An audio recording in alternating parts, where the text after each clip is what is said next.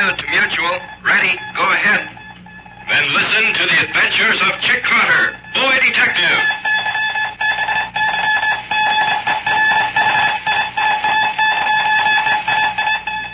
Yes, it's Chick Carter time once more. Time to listen to the adventures of the world's youngest detective.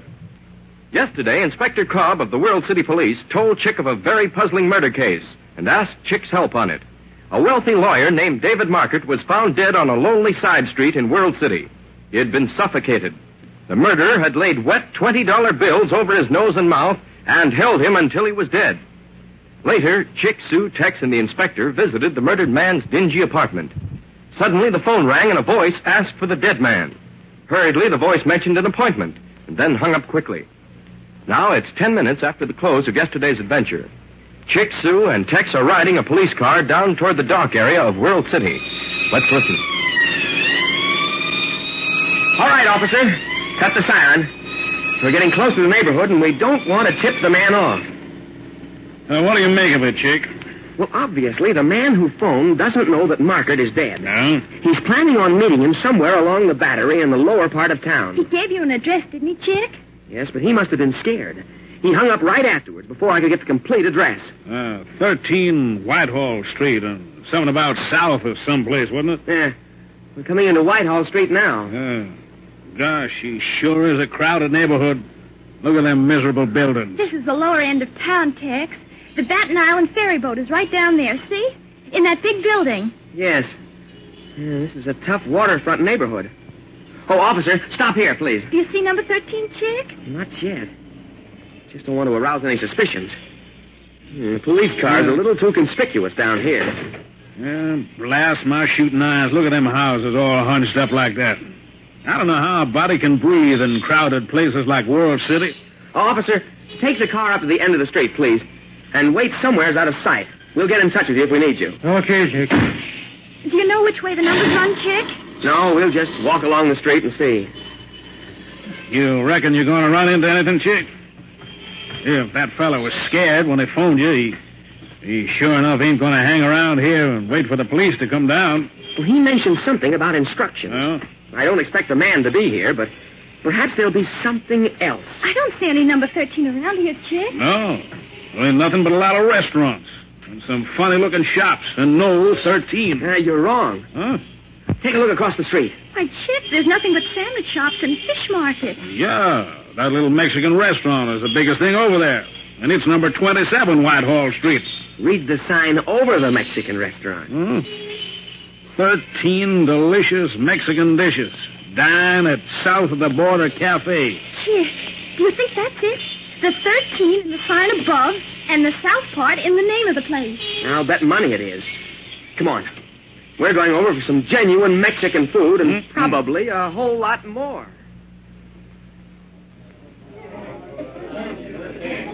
I guess this was a shot in the dark, Chick. There ain't nothing in this joint. Pretty mealy, if you ask me. Well, we'll wait a few minutes more.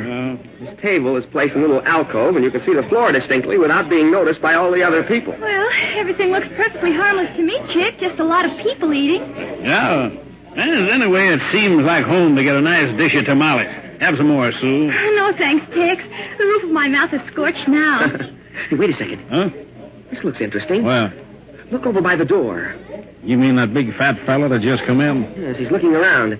He seems to be trying to find someone. Maybe he's looking for his wife. No. He's going up to the cashier. Well, there's nothing to get excited about, is there, Chick? He's just asking the fella with the money if... Oh, wait. Not quite. Look. Huh? He's giving the man at the desk a letter. You think perhaps he's the one the message mentioned? Maybe. Now, look. The fat man's going to the back of the restaurant. Yes, he's going up the flight of steps at the rear. Tex, I want you to do something. Sure, what? This is a shot in the dark, but it might work. Oh? I want you to go up to the desk and ask that clerk if anyone has left a letter here for Mr. David Market. You mean the dead feller? The one that was smothered with the $20 bills? Right. Leave your cowboy hat here. Lawyers don't wear them in World City. Okay, partner. I'll see what I can do. I'll act just like a lawyer. Good. And if that letter is for Market, Yeah? pay your check and go out. Hurry down to the police car at the corner and wait for us. All right. Here goes, partner. Here goes. This looks like a very slim chance, Chick. After all, you have no proof this fat man has anything to do with the man who phoned. Yes, I know that, Sue. There's not much doubt about this place being the one mentioned on the phone. Look at Tex. The man at the counter is handing him the letter. You were right, Chick. Swell. Now let him get out. Look, and Chick. what? The fat man is coming back. He'll see Oh, Tex. gosh, come on. Come on, he's seen it already. He's snatching the letter out of Tex's hand. He's going out the door. Come back here, you cuss! You! I'll drill you where you stand! Now, don't shoot, Tex. Don't cause any trouble. We've proved one thing. That fat man is the man who phoned, and that letter must be pretty important stuff. Come on, after him. So, run down to the corner as fast as you can.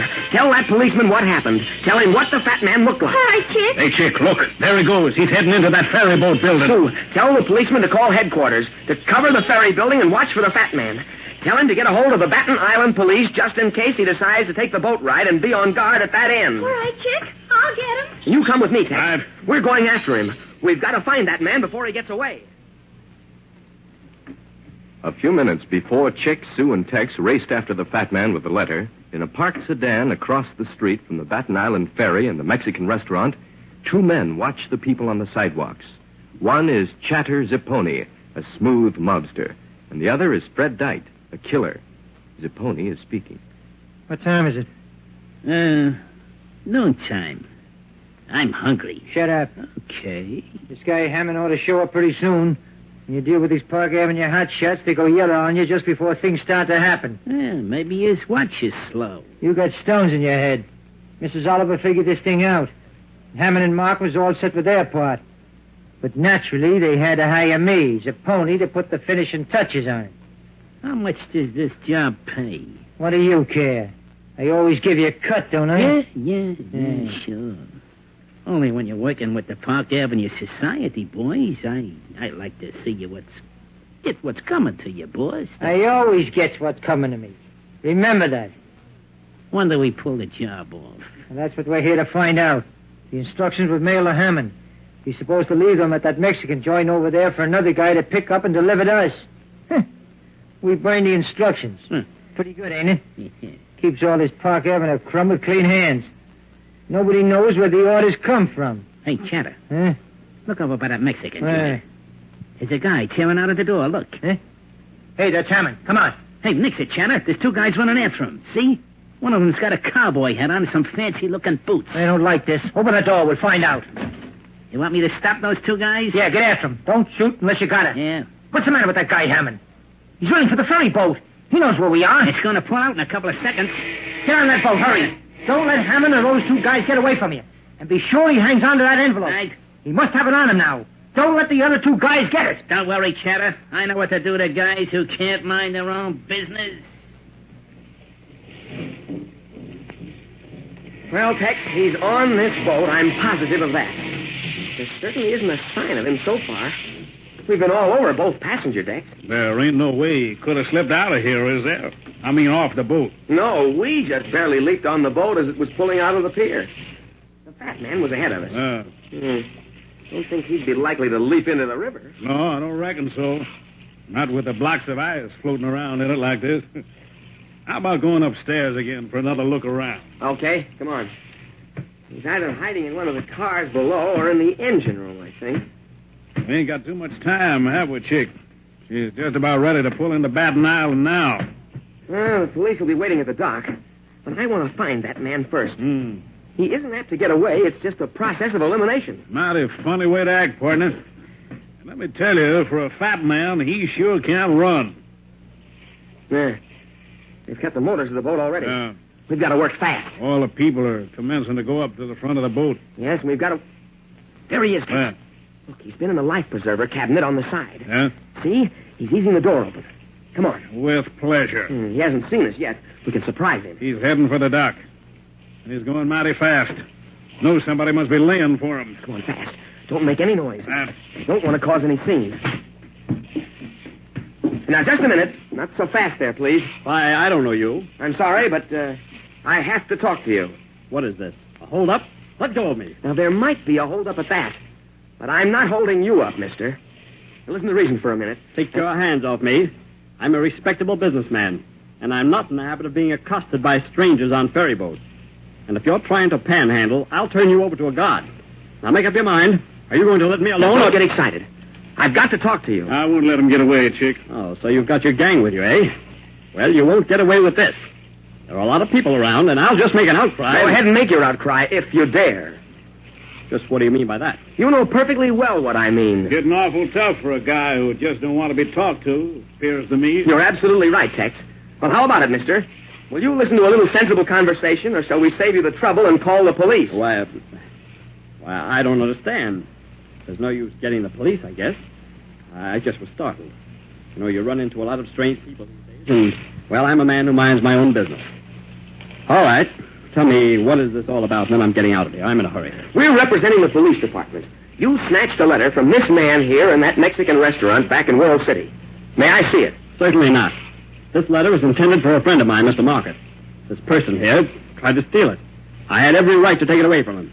Perhaps you didn't know that Mr. Market was murdered last night. But, no. Oh, no, it can't be true. Yes, it's true, but it hasn't been released to the papers yet. Now, look, there are policemen waiting at the pier. They'd like to talk to you about Market. Apparently, you intended to meet him last night. Why, yes, I did. I sent him a note, a business arrangement, but good heavens, murdered. It's fantastic. Well, come on, we'll talk it over when we have a little more privacy. You want I should go ahead and get the police, Chick? We'll find them as soon as we get off. Do I understand that I'm being put under arrest? No, not at all. We'd just like to talk to you. Now, there's nothing to get excited about. If you're innocent, you have nothing to worry about. You know that. Better hurry, Chick. Most of the people are off the boat. All right, you guys. Let go of that fat boy. Don't move, Tex. That's right, pal. Don't move. And you stay where you are, cowboy. Well, what is this? You got that letter on you? Yes. Good. All right, now, you two guys. I got a gun in your back. If you know what's good for you, you get inside that closet and stay there and stay quiet. I can drill you awful fast if you try anything. Well, we'd be glad to. We just go right along like this. Just a little bit further. Now see what you can do about this, you crumb. I told you not to try anything. Grab him, Tex. Quick, get his gun. Don't let him get away. No, you don't. Get back, you guys. Get back. Get back. Run, fat boy, run. I gotta see that you're taken care of. Run, Tex. We've got to stop them. Get back, you guys. Get back. Stop, Tex. He's going to shoot. That'll take care of the two wise guys. Come on, my fat friend. That letter you're carrying is mighty important to the boss. We gotta see that you're well taken care of. And I don't want no cops sticking their nose in either. What has happened to Chick and Tex? Have the mad gunman's shots injured them, or have they escaped? And what's the secret of the envelope which the fat man is carrying? Don't miss the next exciting episode in The Adventures of Chick Carter, Boy Detective.